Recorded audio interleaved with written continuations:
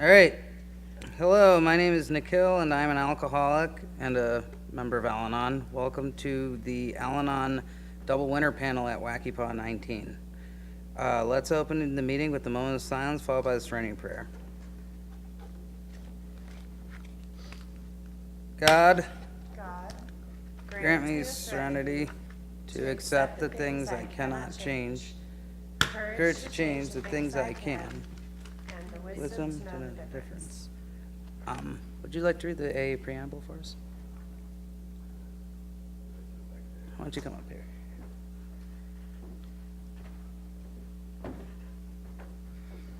Aaron, alcoholic. Aaron. Hey. AA Preamble. Alcoholics Anonymous is a fellowship of men and women who share their experience, strength, and hope with each other, that they may solve their common problem and help others to recover from alcoholism. The only requirement for membership is a desire to stop drinking.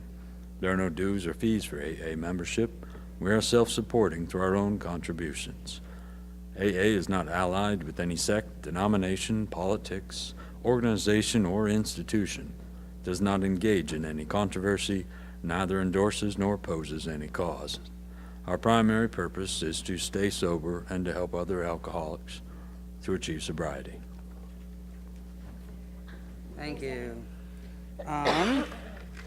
So I would like to go ahead and introduce our panelists for this morning. We have Joey D. from Portland. We have Destiny H. from Portland. We have Lindsay N. from Edmonton, Alberta, Canada. And we have Ishmael, who's back there right now. He is also from Portland. So let's go ahead and get started, and we'll start with Joey D.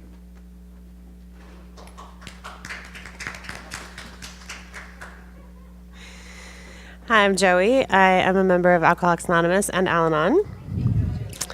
And this panel, what time do we have?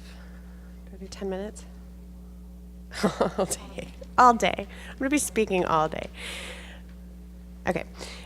So this panel topic, actually, if I can say this, was my idea to bring to the conference because as a member of Al-Anon and a member of Alcoholics Anonymous, there are a lot of times that I'm in Al-Anon meetings and there's a reading at the beginning of some Al-Anon meetings that says Al-Anon is not a program for finding, maintaining, or enhancing sobriety.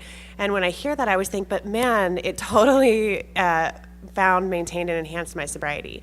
And that, when I first came into Alcoholics Anonymous, I found this magical pink cloud. I worked the steps and I got relief from my desire to drink. And I had, I was surrounded by alcoholics, sober and not sober, who were still behaving like alcoholics.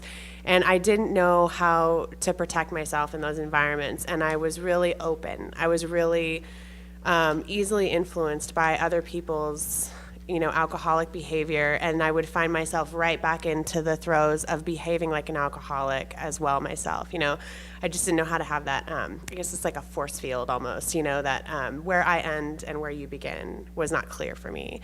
And in my third year sober, my father got sick, and he died with 32 years of sobriety, technically, and he'd been sober my whole life, all the time that I'd known him, but he started taking pain pills because he had a terminal illness, which is appropriate, and behaving like a creature I had never seen before, and it was pretty horrible, and I was in so much pain trying to feel guilt and really emotional and trying to show up and be there for my dying father, and did not know how to protect myself against someone like that who I trusted. I was really easily vulnerable with my dad. And so I came into Al-Anon at that time feeling suicidal and like I was going to drink so that I didn't die. And I know that's kind of an intense story, but that's the reality of my situation. And I'm so glad I did, because that year, I lost a pregnancy, I think 3 days before my dad finally died, after being with him for a year. Then my dad died, then his dog died that I'd given him, 10 years earlier, which is a big deal. Then 2 friends killed themselves the following next 2 months, and then my last living grandmother died on my birthday. And I was just gonna drown. I thought, well, I'm just wading through mud. And I kind of stopped going to AA altogether, actually, and I just went to Al-Anon every day for a while. And these suicides, my father, you know, the people in my life that were alcoholics, it's like some of that's just legitimate grief and loss and emotional pain, which I didn't have great tools for coping with. And some of it was about how ugly alcoholism is. The suicides in particular, and then my dad's behavior that last year of his life. And that in Al-Anon, I found a place where I could learn to cope with the effects of other people's drinking, including things like, you know, their horrible behavior and their suicides. You know, their suicides, those 2 suicides were totally addiction and alcoholism related. So I came into Al-Anon and I found a sponsor who was an Al-Anon only. And she was just the most genuine, loving, accepting person I've ever met. And she was okay with me being an alcoholic. And she really taught me how to walk through treading lightly, because I want to sing from the rooftops about how much Al-Anon has changed my life. And I will periodically mention it at AA meetings. And at Al-Anon meetings where it's appropriate, I'll periodically mention that I'm an Alcoholics Anonymous. But I know that there are a lot of people that are in Al-Anon that are not alcoholics. And that some of those people have been really harmed by alcoholics. And so it's triggering for them to hear that there are alcoholics in the room, you know, because that's their safe space. So I'm so grateful that we have a place, we have some places that we're creating some places like this one, and that we have some double winners meetings that have started where it's a place that you can talk about both, because I don't know if I would be sober, I don't know if I would be alive if I hadn't found Al-Anon somewhere in my Alcoholics Anonymous recovery, you know, and I feel like I couldn't truly integrate that recovery and be a whole person that's okay whether or not all the alcoholics in my life are drinking, that's okay whether or not the alcoholics in my life are behaving well or behaving poorly.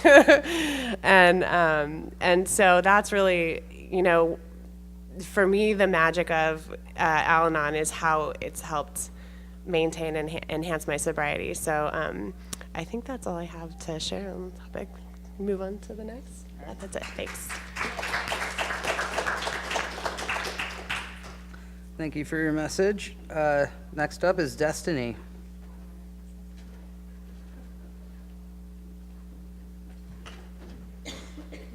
My name is Destiny. I'm an alcoholic. There's a mic in front of my face. So, yeah, that was very good. I don't know.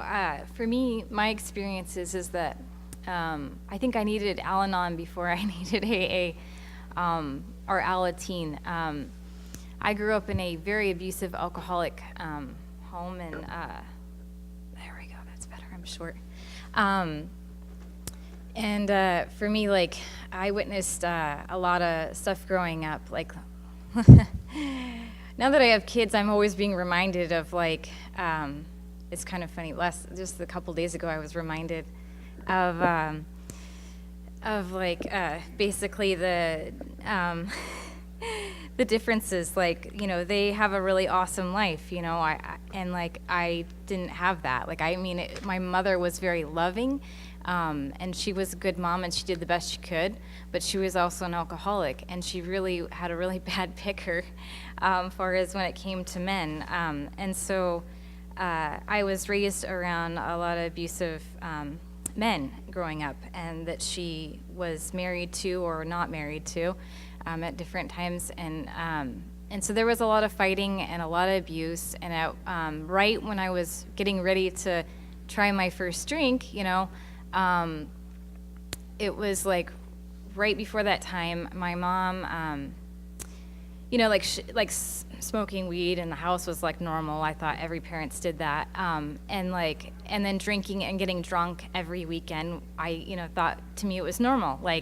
But then it got to a point where my stepdad was getting suicidal, and I mean, he was suicidal throughout my childhood, but it was just getting really bad. And there was a specific night that I remember I had to call the cops on my parents because they were going to kill each other, and I had them arrested. And I was, I think, 11 or 12. I was 12 years old.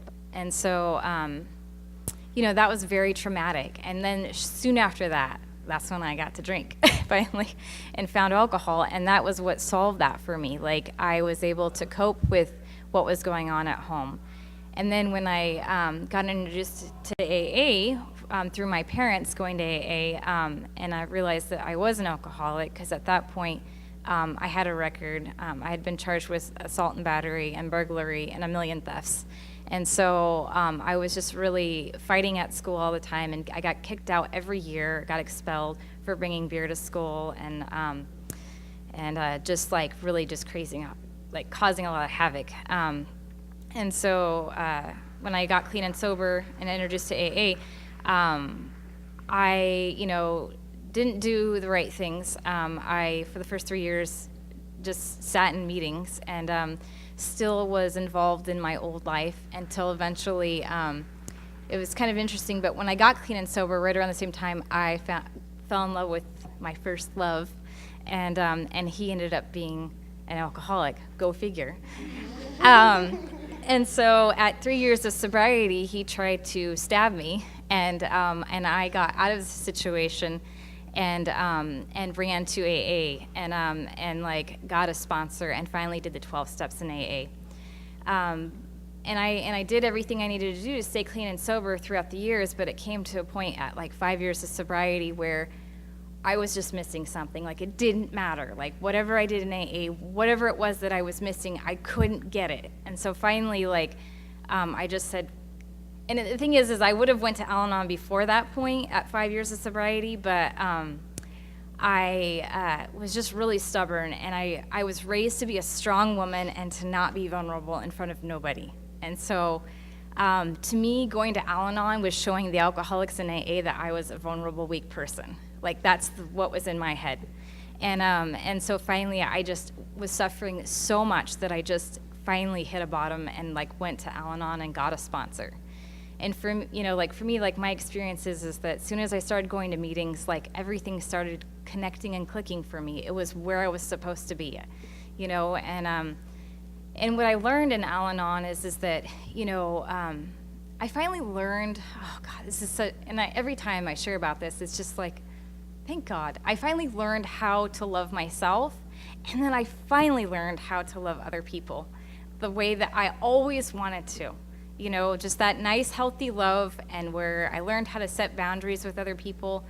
And then I was also able to forgive the people that, caused a lot of damage in my life as a child, and that's what I got from Al-Anon. They talk about, like I learned that I didn't cause it, I can't control it, and I definitely can't, cure it. And that was just so big for me to realize that I can't, it's not my job. I just have to take care of myself. And best of all, I can love people with boundaries. And that was just huge. So that's, for me, like, it's all about love. Like, that's what I learned from Al-Anon. And I continue going because I still have, recovering and not recovering alcoholics in my life. And the Al-Anon also helps me with just all relationships, especially my kids. And, I wouldn't be a good mom today, like, to my kids if I didn't have either, both programs. And this program makes me a whole person, that's for sure. Thanks.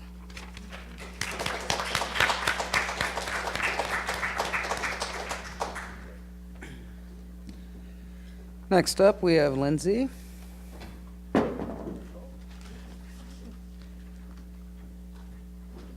Hi, I'm Lindsay. I'm an alcoholic and a very grateful member of Al-Anon. I'm so happy to be here today. And it's so amazing to come into the rooms and hear my story. Like they each told my story. So hopefully I don't get too emotional about that. I'm also sleep deprived, just a warning. But yeah, my Al-Anon and AA have been so integrated into my life. My addiction to substances and my addiction to people originated at the same time for me. And that is what I really think. If you go to an unhealthy Al-Anon meeting, you'll hear people say that alcoholics are very selfish people and Al-Anons are just really loving. No, we're not loving. we are also struggling with the same fear and selfishness that any addict does. And I do believe our substance or drug of choice is people. And that can be hard to recognize.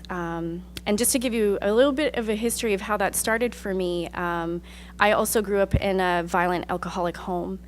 And my first drink, I don't quite remember because I was the kid that finished the cigarette butts and pop, magic pop, that were left over from my partying parents. And much later on in life, I realized that things that were very much part of my childhood, like razor blades and scales, were not normal things for children to play with.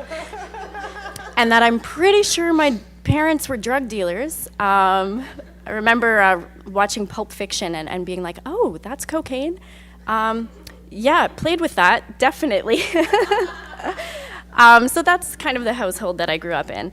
And my first blackout drunk, I was 11 years old, and I was the only child that called her parents after. And I was not punished. I was not reprimanded in any way. I felt like I had actually been initiated properly into my family as an adult. And was respected, and started drinking and using drugs with my mom from that point on.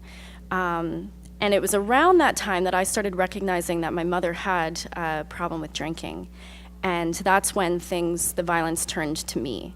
And we would get in crazy fist fights, just like it was an extremely abusive relationship. And there's still people in my family that will classify what I understand as child abuse as I was a difficult person, and speaking up about what was happening in my family was wrong. And they really, for some reason, saw a 12-year-old as an equal to an adult with an addiction, and we just fought like cats and dogs. Repairing that kind of bullshit takes a long time, and I don't have a whole lot of relationship with my family as a result. I actually was apprehended at the age of 16 for abuse and neglect. I became a ward of the state and found an amazing woman through Al-Anon, who was actually my aunt's sponsor, who became my foster parent and later adopted me. So amazing things can happen. So Al-Anon and AA have always been so integrated into my life, and I had so much healing because of Al-Anon. And I was 14 when I started going, and there was no Alateen in Edmonton at that time. And so I was 14, pink hair, piercings, and in a room full of snow-capped ladies talking about their husbands. And I was like, bitch, you can leave him. I'm trying to get my mom off crack so she will bring food into the house. What is this bullshit? Yeah, Al-Anon absolutely saved my life because I was so enmeshed with my mother and her addiction. I did everything to get her sober. I was angry. I flushed things. I used things with her because I thought if she had a drug buddy, that would, be helpful somehow.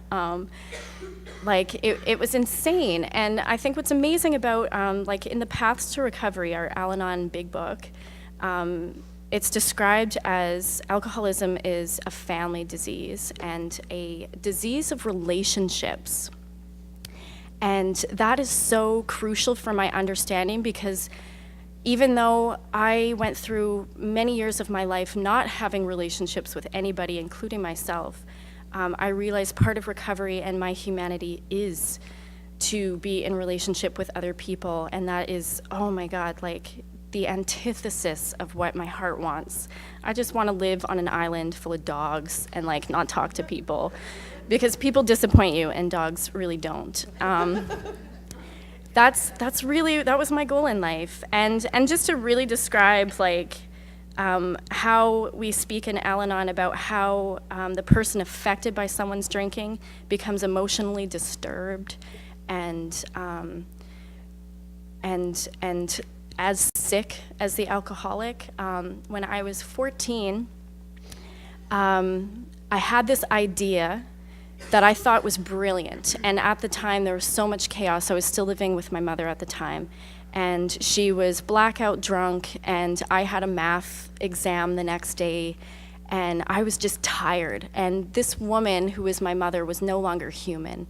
I felt she was like a wild, rabid animal, and I couldn't recognize the human that she was anymore, and I hated her so much. I prayed for my mother's death repeatedly, and would have absolutely, it's a horrible thing to say, I would have been so relieved by her actually overdosing, but she didn't. She's still alive, amazingly enough. There's still hope, I guess. But at 14, I really, I had this idea of like, I'm tired, I need to wake up. I'm just gonna tie you up so I can go back to bed. And that's what I did. I hog-tied my mother so she wouldn't leave the house and kill someone by drinking and driving. And I patted myself on the back. I'm like, you are fucking brilliant, Lindsay. Why haven't we thought about this before? She's not gonna hurt anyone. Like, yeah, she'll stop yelling in a minute. Like, I mean, I could gag her, but what if she choked, right? Like, literally, that was the stuff that went on, and I thought I was really, not only sane, I was a genius. Like, that is the kind of crazy shit that goes on. And then, 2 years into it, and, I'm literally living in a crack house. All of our furniture is being sold, including my bed. And there's just nothing. And my enmeshment in with my mother was, if I kill myself, maybe she'll stop. Sorry. And the sad thing is, she knew that was my plan. And she confronted me about it and left me to do it. And I know my mother would never, ever want to do something like that. That is the sickness of addiction.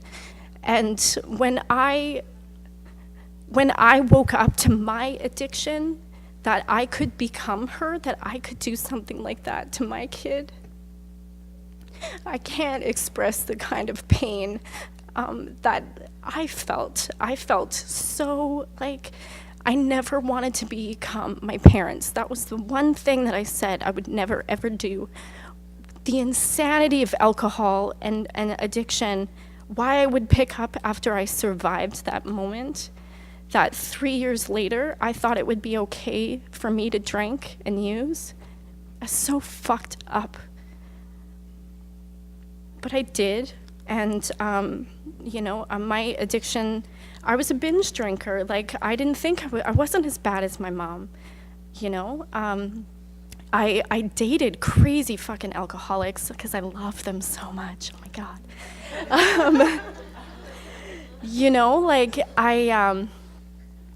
I could not see my own addiction. I didn't see it because it wasn't as bad. And it took me a long time. I stopped drinking on my own because I was so afraid of becoming like my mother, but I had no idea. It had already happened. I was already messed up, and the isms of alcoholism were so present in my life. And so this panel of like why or how Al-Anon helps my sobriety, Al-Anon saved my life before AA did, and saved it enough that I could recognize my addiction and then circle back and realize that I need Al-Anon as much as I need AA in my life, because I'm 6 years sober today, and this year has been so difficult in terms of, like I mentioned before, it's all about relationships. Part of my recovery is having friends and, partners and, a boss. and showing up for work and stuff like that. And relationships are so messy. They're so hard, and they bring out all of our shit and original pain and hurt. And it's been so challenging to really think about boundaries. My boundaries before were like, you know, the wall of China. Like, you're not crossing. I would ghost. I still ghost all the time. If someone is like irritating me, I'm like, fuck you, I'm done. And you will not hear from me for the rest of your life. That's what I thought boundaries were. You know, like, and Al-Anon we call detach, we say we detach with love. I detach with go fuck yourself. And it really worked for me. And, you know, part of that was survival, because my family were not people that you want to be close to. It was not safe to be close or human or vulnerable with these people who are very sick. And I do deeply love them, but they're not in my life. And, you know, the wall of China has been brought down. But I think Al-Anon is so important, because at some point in our recovery, and I feel this is universal, when we get into the later stages of sobriety, there's going to be a point where we go, did I get sober for this? Did I get sober to deal with all of this shit and to have to feel all of this shit? Because I am more vulnerable now than I was when I came in.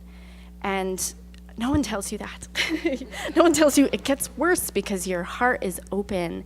And when you're in relationship with people, they really hurt you because now you care. People don't tell you that because, I mean, maybe it's not a good thing to tell people because they won't stay. But it's so important for me to talk about. You know, I want to have a good life. I didn't survive everything I have just to feel complacent and kill myself because something's not right and something's not working. And I think the key to that is relationships with other people. I need that vulnerability. I need you to know who I really am. And I am so full of masks and bullshit and deflection and humor. So you don't really know how hurt and vulnerable I really am. And people don't always show up as their best selves in my life, and either do I. But Al-Anon really grounds me in, you know, yes, I am an addict and an alcoholic, but I also have problems with relationships, and I don't know how to be a human being with another human being. And if I don't get that, I absolutely will drink again. Absolutely, because there will come a point where I'm so disconnected from others that I'll start disconnecting from myself and my higher power. And I cannot afford to feel that way today. And so, yeah, sobriety is more terrifying and more raw than it ever has been, but it is so worth it to show up as a real person in life and then start making connections with people who really see me. It's amazing. So, thank you.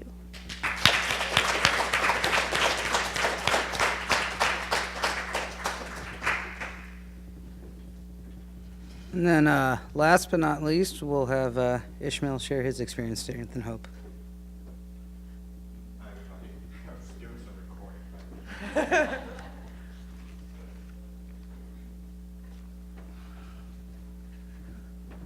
Hi. Let's do that again. Hi. Hi. Awesome. I heard you guys were up till 5 a.m. last night, just having fun and partying. This is great. This is a really great turnout, and I really appreciated what I've heard so far. You know, I was sort of thinking, well, should I come up here? Everything's been said, I mean, really, and I identified with each and every one of the speakers here.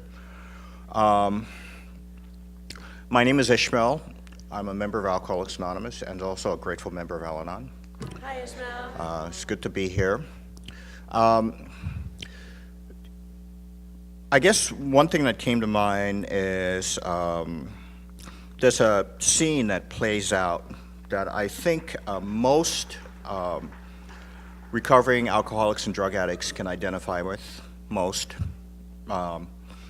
downtown, I know some of you are from out of town, but downtown, just off of Fifth Avenue, downtown Portland is the central courthouse for our county seat.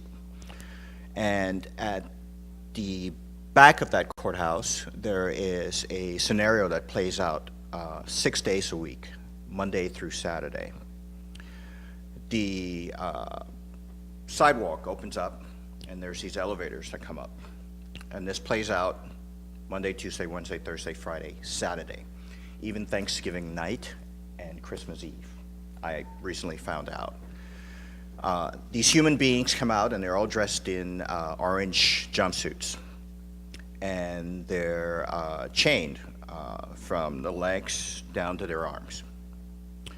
And they're carted onto yellow buses that will eventually take them south to one of our many fine prisons we have here in Oregon.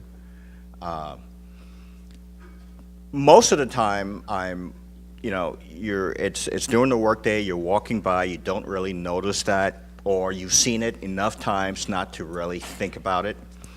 There are a few times when my head is in my screen that I'll look up and look at this scenario. And I'll look at the faces of these people. And it'll dawn on me that each of these people are someone's mother, someone's father, someone's sister, someone's brother, someone's cousin, someone's niece, someone's aunt, some pet's owner. Each of these people, through their actions, and it's safe to say probably 95% of them through drugs and alcohol, and their actions have ended up in this place being carted like animals with chains onto yellow buses. And their actions have affected other people. And it's sort of like if you were to take a rock and throw it into a quiet pond, the ripple, I'm sure you've heard that analogy. And I think about this, and I think about all those people that have been affected by the actions. And as a recovering drug addict and alcoholic, I can tell you that definitely there was a ripple in my life that affected those around me, those who loved me, those who cared for me, those who I claim I loved, and the tremendous amount of pain that I caused and risks that I put those people in.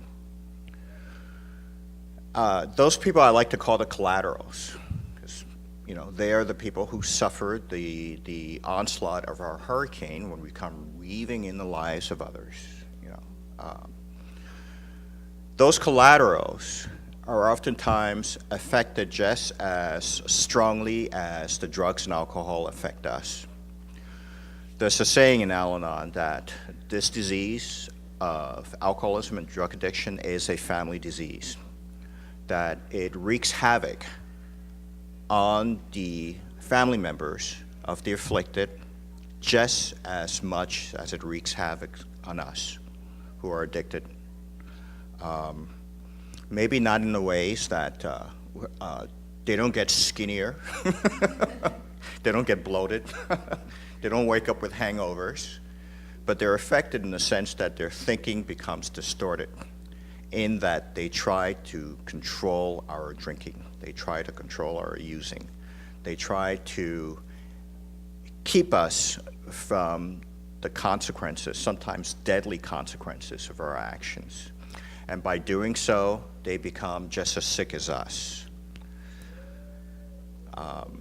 So that's pretty much my life as a recovering alcoholic and drug addict. My introduction to Al-Anon was back in the mid-'80s. I was a recovering alcoholic and drug addict of a couple of years, and I found myself buying, administering intravenous heroin to my brother, my older brother, while I was in recovery. There was this need that I felt I had of obligation to him. He was a family member. And we all know that saying, blood is thicker than water, you know. You don't turn your back on your family no matter what. You follow them on to the gates of hell, you know. They are your family. They are there for you to suffer. That is the meaning of love. If I'm not suffering because of you, if I'm not suffering for you, means that I probably don't love you. So, my sponsor, Chris, at the time, didn't know this for a while. He had been sponsoring me for a year, and it turns out that his wife was also an Al-Anon. One night, while helping Lance, my brother, find a vein in a part of his body that wasn't a place you should be shooting drugs. There was an accident. Things got ugly, and I ended up leaving. I could hear him I could hear him as I ran outside the door. Don't leave me like this. You're my brother. You're my baby brother. Don't leave me like this. And I later went to a meeting that night on Bleecker Street, and Chris was there, and finally I told him what was going on. And he kept quiet for a minute, and he said, you know, you need to go to an Al-Anon meeting. And my reaction was, I don't need to sit in the room with a bunch of white middle-class mothers telling me about recovery. I'm 2.5 fucking years sober. I've done the steps. I've read the big book. I don't need to be in a room full of people that I have no identification with. So I went to this Al-Anon meeting. It was near my place, my house on Riverside Drive. And it turned out, at least visually, what I thought it'd be. There was a room full of white middle-class people. A lot of people armed with notebooks. We Al-Anon, we love to write stuff down, make lists. And I just thought to myself, this is, fuck. So I sat down. Chris, my sponsor at the time, later joined me. And to be honest with you, I really didn't hear anything the first meeting. I was too busy judging, you know. And the thing about judging is you can be incredibly quiet, but your brain is just going, and you're categorizing and you're cataloging shit, and you're finding every way to tell yourself that you don't belong here. These people have nothing you need. You have no identification with these people. Why are you here? And the thing about that judging is the judgment, that voice speaks in the voice that is very familiar, mine. And so I really didn't hear anything. And he convinced me to come back the following week. His wife would be there, who was also a member of Al-Anon. And I came the following week, met his wife. There's a thing we do in Al-Anon. We ask for newcomers. I raised my hand. I said I was a newcomer. They shoved some bunch of pamphlets in my face. I pliantly took it. Didn't want to, but I took it. You know, when in Rome, play nice. And then I started to hear things. I started to hear things like shame, fear, helplessness,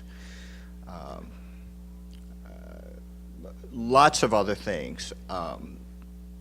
The stories were very, very different, but people started to talk about feelings behind the stories, and I started to hear some things. it came time for the newcomer they always put aside time for the newcomers, and it came time for the newcomers to share.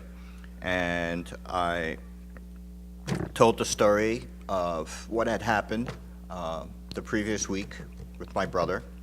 There were a lot of those white middle-class midtowners with their hands over their mouths going like this. But Chris's wife came up to me after the meeting, and she said, that's an amazing story. And she said that, I can't remember her exact words, but she said that I was insane. And that immediately pissed me off. Did I tell you I dealt with a lot of anger, too? And she explained that the insanity was not me in recovery putting myself at risk, buying drugs, putting myself in very dangerous situations, sober. The insanity was my thinking that I was obligated to do this because he was a family member, and that I was hell-bent on not experiencing the uncomfortability of leaving my brother's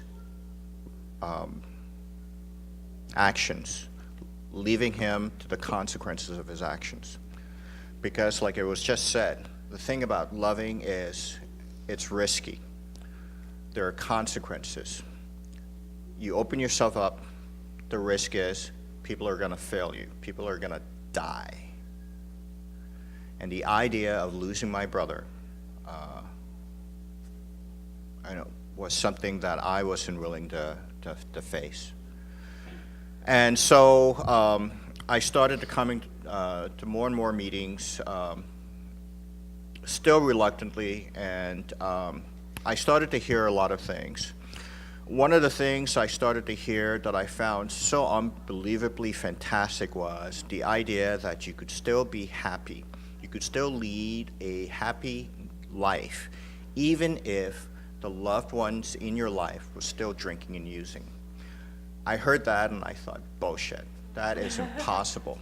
How do you live happily when someone you love is still killing themselves?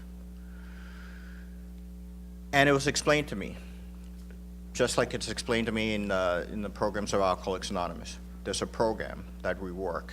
There's readings that we do. There's slogans that we use. There's tools that are availed to us that we can lean on, that helps us sort of detach ourselves from the people we love. So what began to happen is I started to see where I started and my brother ended. That his circumstances was no longer intertwined with mine, and that regardless of his circumstances, I could continue to progress on this path of recovery. It didn't mean that I didn't love him, and that was the confusion for me. I felt that if I loved him, which I did deeply, that I was hell-bound to, support his use. So, and the other thing I realized is that,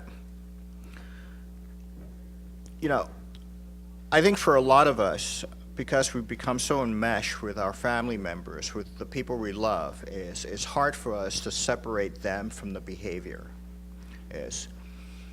We assume who they are because of their behavior. Well, that person's an asshole. No, they're not an asshole.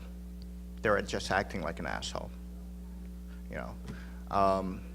And Al-Anon helped me, and it's still helping me separate the behavior from the individual.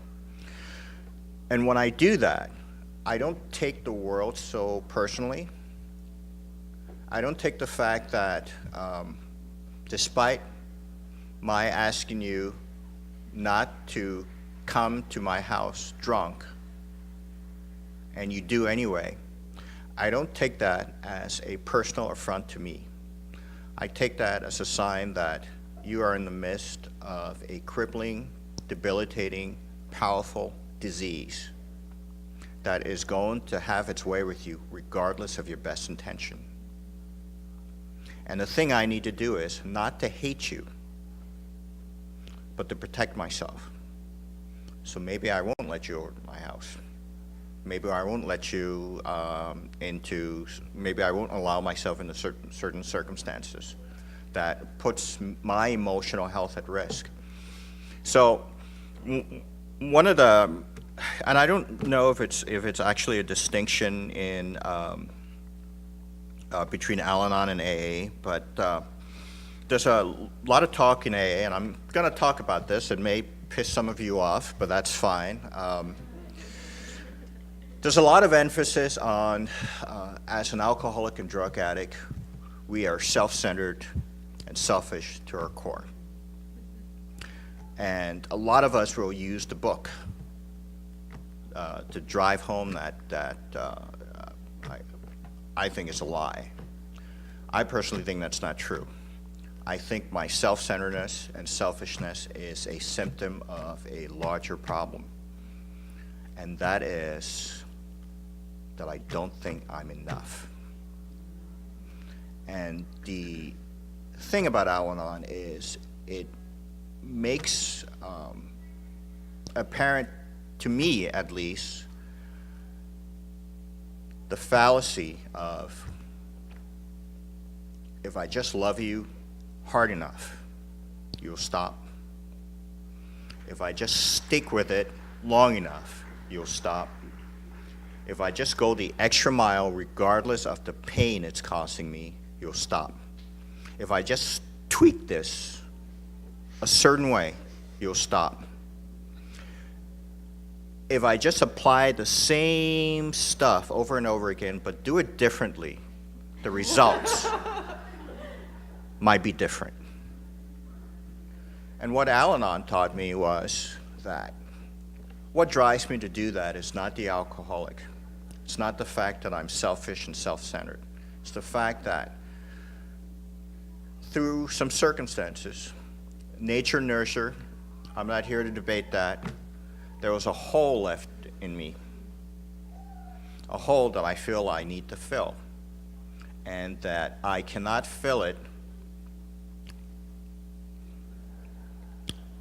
with something that I can't see, I can't touch, I can't taste, I can't smell. I got to fill it with everything that's out there, including the alcoholic and the drug addict. And I think it became really apparent to me. And I think when it finally did, there was a period of depression that followed, was pursuing to fill this hole, this emptiness that was left a long time ago with everything and anything outside of myself will only drive me to more pain. And I tell you, there's a saying they used to say in AA in New York about Al-Anon, that Al-Anon is the terrifying inevitability of every alcoholic. In that it drives home that point, that nothing I do is going to supplant that emptiness I feel inside of me, and that it has to come from somewhere greater than me, whatever that is. And what I've been able to do so far in Al-Anon is, through the literature, learn that. Practicing it out in the real world, that's another story. And I think that's where the slogan, progress, not perfection, comes in mind. Where I'm at now is I'm a father of two. I'm a father of a 6-year-old, actually 7-year-old now, and a 20-year-old. I was able to maintain sobriety and peace of mind and serenity through my brother's death. Al-Anon helped me realize that I wasn't responsible for his death. I didn't contribute to it. the thing is, you continue to be a human being, and like it was said, I thought beautifully in the last year is you cannot survive without interactions with other human beings. You cannot. The risk of that is we're all fallible, myself and the people around me. So I continually have to rely on this fellowship of Al-Anon and the Fellowship of Alcoholics Anonymous. I have a 20-year-old now who was diagnosed with a major mental illness at 17. He also chooses to use absorbent amount of pot. MDA, I think it's what it's called now. I'm kind of dating myself. And alcohol. What Al-Anon teaches me is I'm not qualified to call him an alcoholic or a drug addict. I'm not qualified to diagnose him. For one thing is, I don't have the credentials. Second thing is, I am too close to it to call it. I am just too close. My stake is very, very high in this. And also is that he is my son. I love him very much, but I'm not responsible for him. And I can't tell you how difficult that reality has been for me. To see his world close, to see his world go from this junior varsity, Grand High School, to this small little world of a basement with his beats on, Yo MTV raps. Maybe I'm dating myself too on that. Screaming at the top of his lungs sometimes punching glass. The occasional commitment to the hospitals.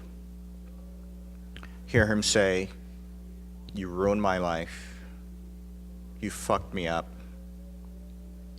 And to be resolved and say, "I'm not responsible for you. I love you. I'm not responsible for you." So this program helps me be responsible in that I'm able to respond to him appropriately, not in the way that he wants. I'm not going to bail him out. I'm not going to give him money. But I'm here to support him. I'm here to love him. I'm here to let him know where he can find help. Because he's my son. So I guess in closing, I'll say that I think there's a tendency, and I think this certainly was my case very early on, that this whole thing about recovery is, I used to think that the reason I would come to meetings, whether it be Al-Anon or AA, was to come and get well.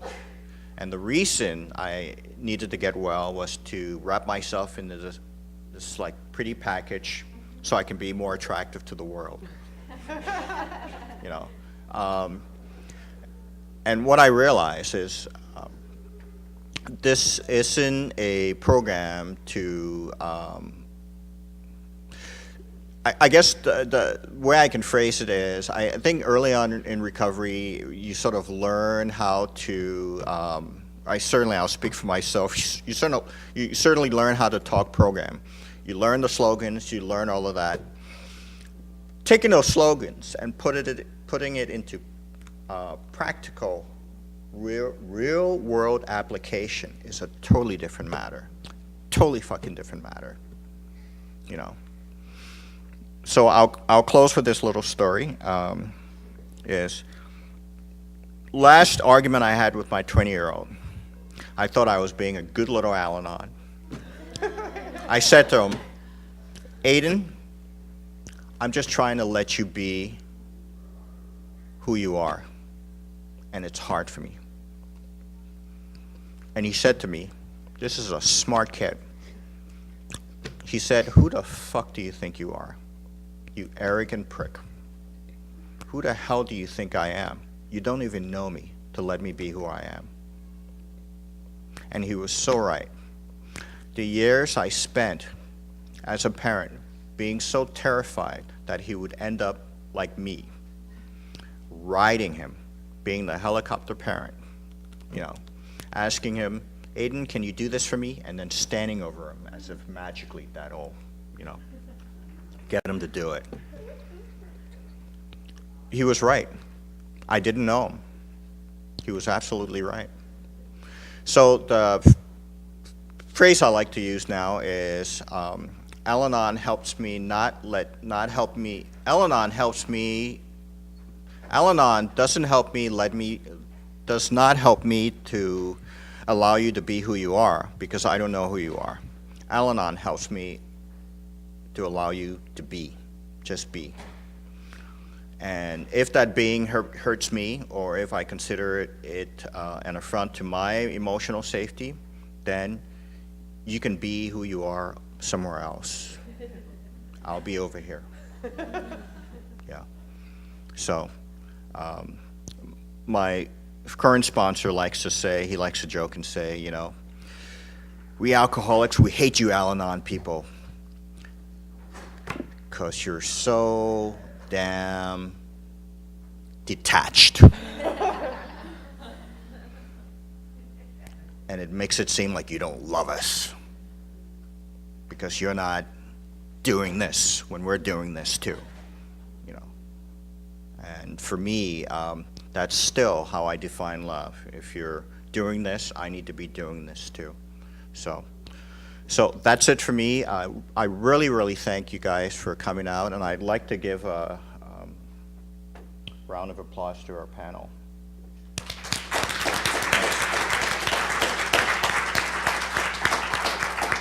So we have 15 minutes left, and I want to turn it over to Nicole and have you, roll with however you want to roll with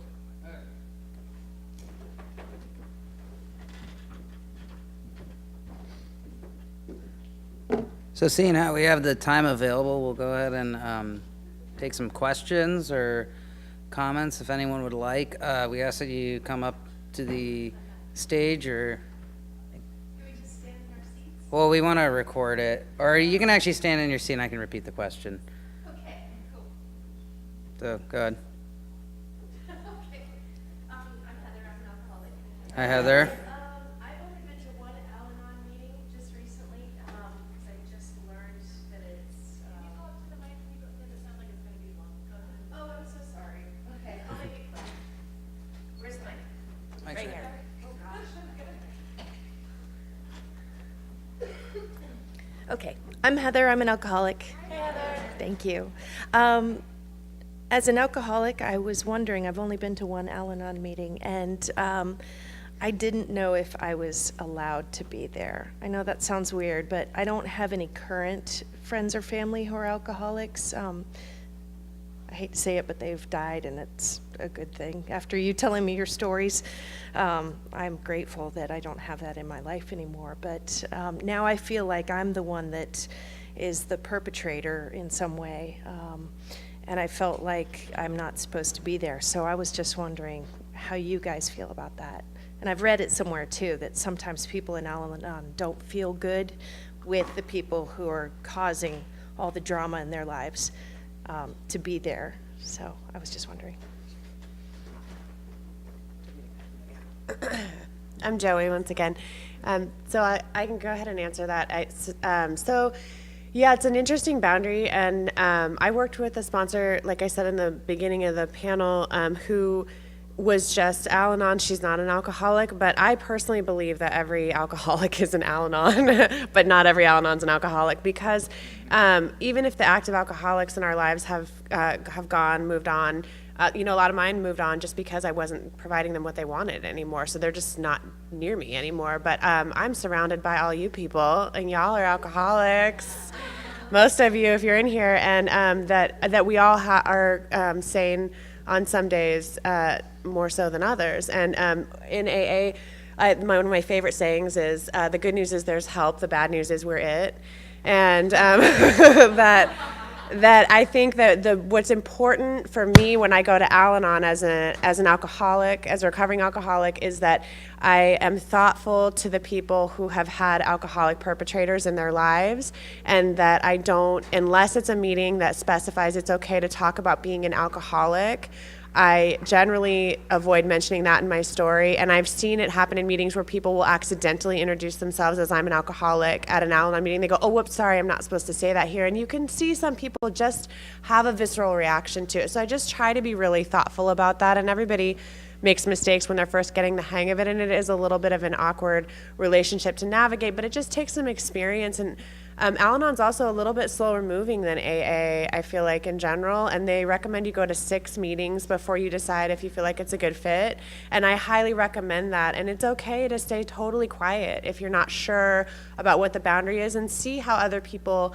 kind of respond to that, because we're all over in Al-Anon. There are a lot of alcoholics in Al-Anon, so I don't know if that's helpful, but yeah.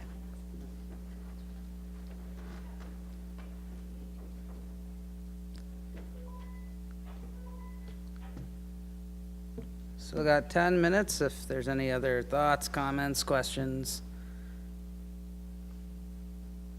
Come on up. So I'm Cannon, I'm an alcoholic. So this is my first Al-Anon meeting ever, and I'm curious. I had a wife, and she wasn't really an alcoholic per se. However, she very much so emotionally abandoned me to video games and all sorts of that fun stuff. So I'm wondering how much of Al-Anon is focused purely on the alcoholism, where my AA program deals a lot with drugs and alcohol and all that kind of stuff. So can you just kind of fill me in a little bit on that, please? Sure. I also had a sister who was a raging everything-aholic, so.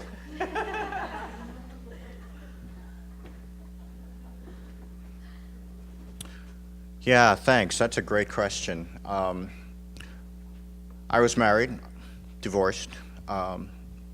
Both of my former spouses are not alcoholics, not drug addicts. They are what we like to call in here, I think,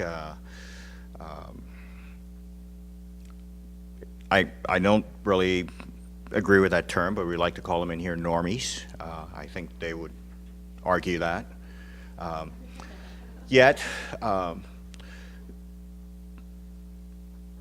they were also individuals who suffer from the effects of alcoholism and drug addiction, and also familial dysfunction in the family as well.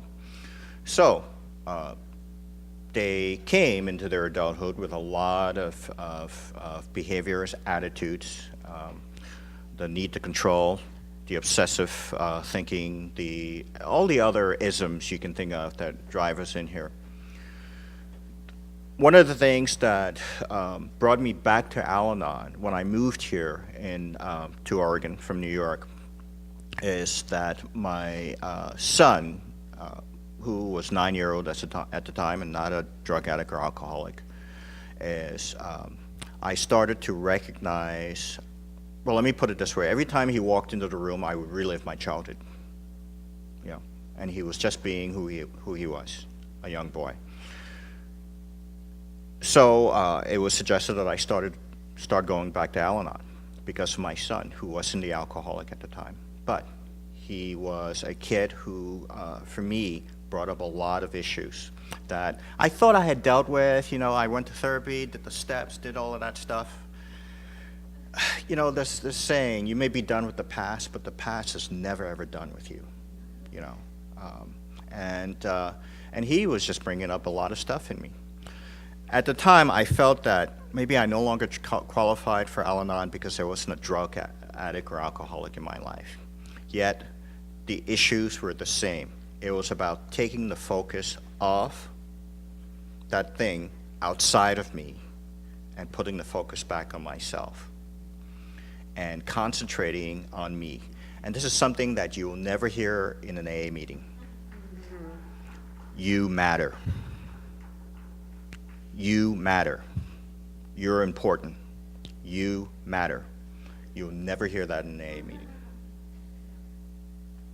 So, I hope that answers your question. I actually wanted to add, but you wanted to add something? Oh, I just wanted to add, Destiny Alcoholic again, and Al-Anon person. My journey in Al-Anon, which has been like 14 years, I've met so many people, so many members that are in AA and that have gone to Al-Anon. So like Ishmael was talking about the ripple effect. Well, in my family, there are some of us that aren't alcoholic, which is weird, because there's a lot of us, and I have a very, very big family. But you can go back through generations, way back hundreds of years ago, and find an alcoholic. And so, these people that ended up not being an alcoholic still have the ism because of it's just from one generation after another, and it just didn't stop. And so until Alcoholics Anonymous and Al-Anon came about, and that was my mom's generation. So that it happened to starting to stop in our family. So it's like it's just been passed on through so many people. It's just out there and it just exists. So it's, you just realize that you don't need to have an active alcoholic, like it's been said, or addict in your present life. It's people will have that ism, not having that, disease right there in front of you. So that's it. Thanks.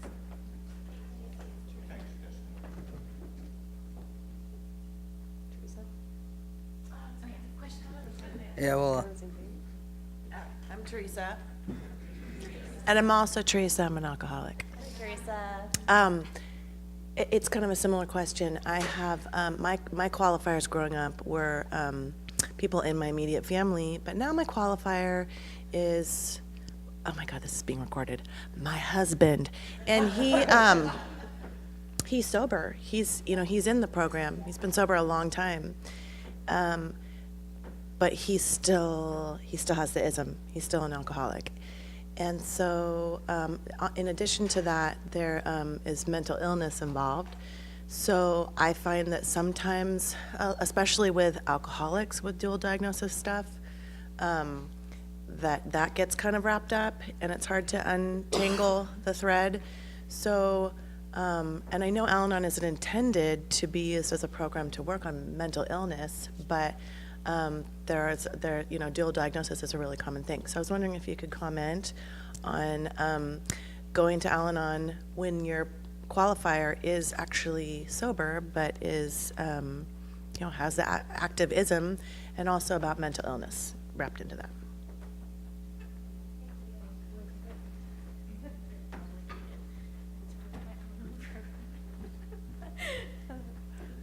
Sorry, I was just making some Al-Anon jokes to myself while I was up here, of how I feel obligated to answer that question. For myself, I don't think there ever has to be active addiction going on for me to be a member of Al-Anon. A huge reason why I continue to go to Al-Anon is because I hit a point in my recovery where I need to look at the original wounds that I'm carrying with me that made me drink and pick up and use in the first place.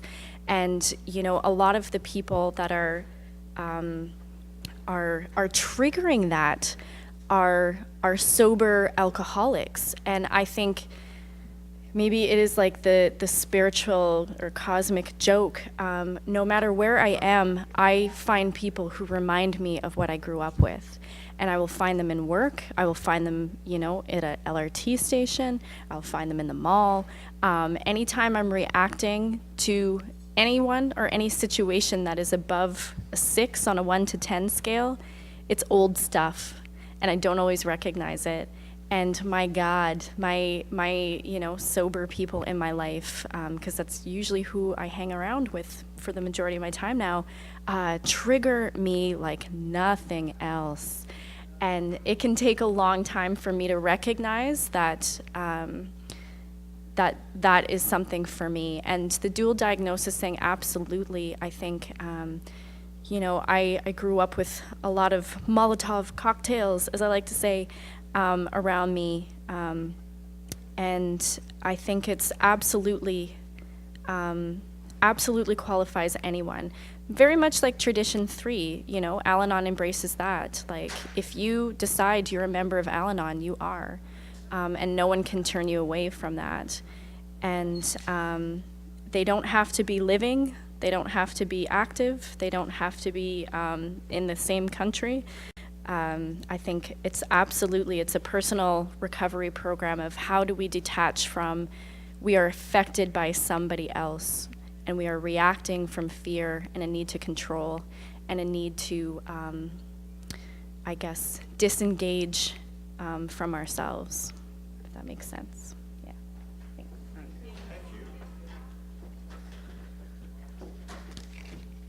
Well, this was an awesome meeting, but sadly, it is time to close. So once again, I'd like to thank our panelists, Joey, Destiny, Lindsay, and Ishmael.